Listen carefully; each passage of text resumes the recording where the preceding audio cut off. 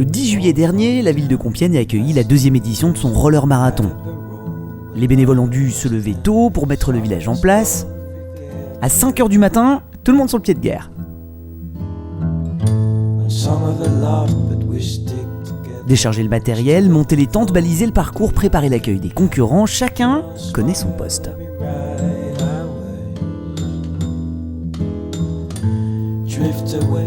La journée débute par les courses jeunes et loisirs, chacun peut rouler à son niveau sur le circuit proche de l'hippodrome et du golf.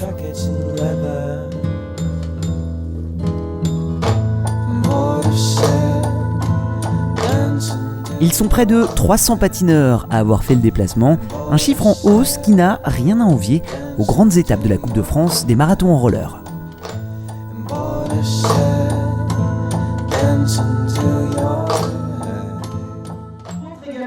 Vous savez que dans votre peloton, vous avez 2 champions à vos côtés.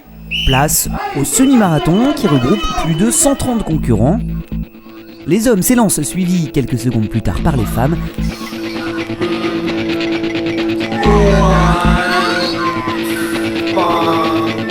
Les favoris restent en retrait, quelques kilomètres.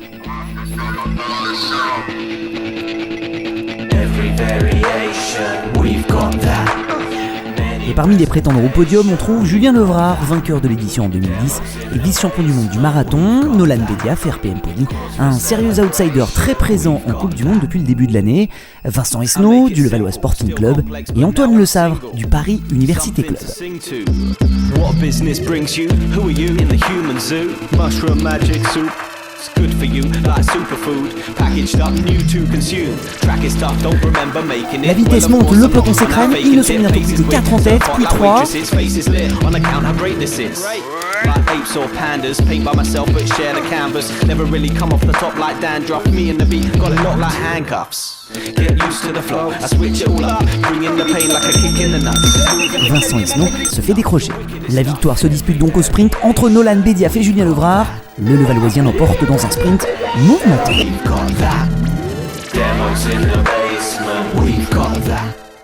C'était vraiment pas évident sur le sprint, déjà ça s'est joué de super loin, il a attaqué dans la côte tout d'abord, j'ai riposté, alors j'ai été un peu trop gourmand, je me suis rendu compte en haut que l'arrivée était encore très loin, faire le sprint devant c'est pas évident, et avec une arrivée aussi houleuse avec le motard et les patineurs, c'était vraiment pas évident, on a vraiment eu de la chance, mais c'est sûr que c'est aussi dû à notre expérience. Chez les dames, Jessica Godzabos, du Raps et Léa Petit-Régué pour le pôle jumeau s'échappent. Elles ne seront plus jamais rejointes. Il faut attendre le sprint pour les départager. Jessica Godzabos décroche sa victoire au lancer de patin contre Léa Petit-Régué. Oui, on s'est bien entendu, on s'est passé des relais régulièrement. Et à l'arrivée, on a commencé un petit peu à calculer, à se regarder. On était coincés entre des garçons, donc c'était pas évident. Et puis l'arrivée est très longue, donc moi j'étais calée derrière elle, je savais pas quand partir. Mais en fait c'est très très étroit.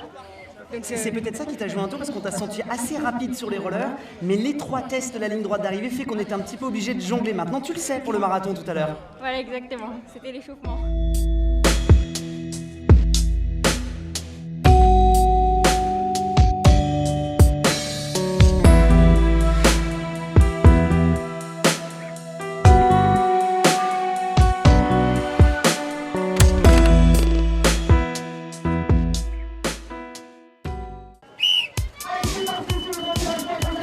Marathon et les arbitres organisent un départ commun pour les femmes et pour les hommes.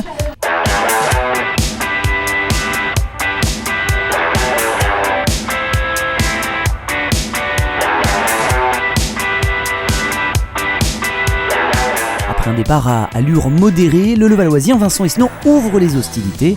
Le peloton s'écrème, ils ne sont plus que 5, Levrard, Esnault, Le Savre et Pinot.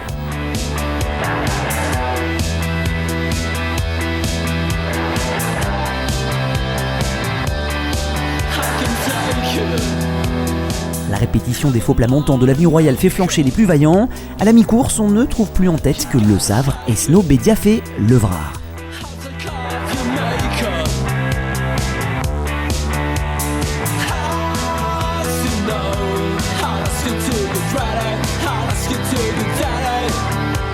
Le travail de sape des deux professionnels à raison, de Stéphane Pinault et d'Antoine Le Savre dans un premier temps, puis c'est au tour de Vincent Esnault de faire les frais des accélérations de Julien Levrard.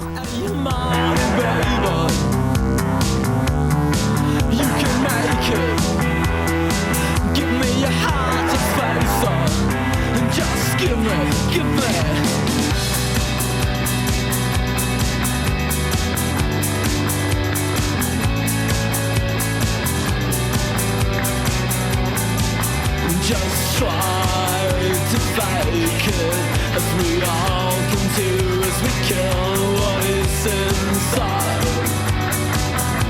But it won't be tonight. Another song.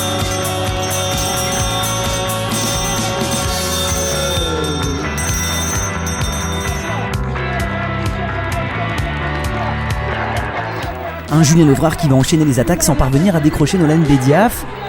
Comme pour le semi-marathon, les deux hommes se retrouvent dans un face-à-face fratricide au sprint. Julien Levrard l'emporte d'une roue devant Nolan Bediaf à plus de 60 km/h.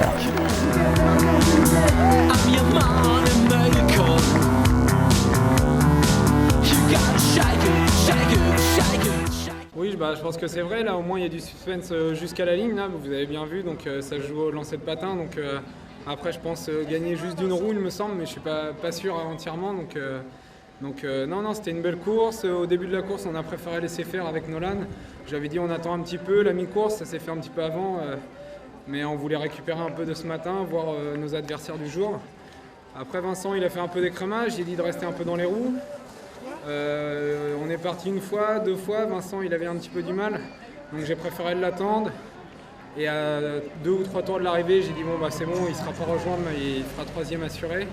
Donc j'ai dit bon bah on y va, et avec Nolan j'ai dit bon bah vas-y on va s'amuser. Donc on a essayé d'attaquer chacun notre tour, et en fait on finit au sprint tous les deux. Donc je pense que c'était une belle course, il y avait un petit peu de spectacle, et ça c'était sympa quoi. Profitant d'un départ commun avec les hommes, la Belge Jessica Gautsabos a pu filer à l'anglaise. Elle l'emporte au bout des 42 km avec une moyenne de 33,2 km/h. On est parti avec les garçons, j'ai essayé de rester avec une groupe mais c'était parti un peu trop vite. Je me suis retrouvée toute seule et après il y avait encore deux autres qui ont roulé avec moi. On a réussi à remonter un deuxième peloton des garçons, on a mis beaucoup de temps, c'était très dur mais après on était plus tranquille. Mais dans le faux pas, j'ai pas assez de cuisses pour suivre les garçons donc j'ai essayé jusqu'à la dernière tour, j'ai réussi à suivre les autres. Mais après, j'ai dû les laisser partir. Mais je suis très contente. La journée se clôt par les podiums. Merci à tous les partenaires qui ont rendu cette seconde édition possible. Nul doute que les patineurs seront encore plus nombreux en 2012.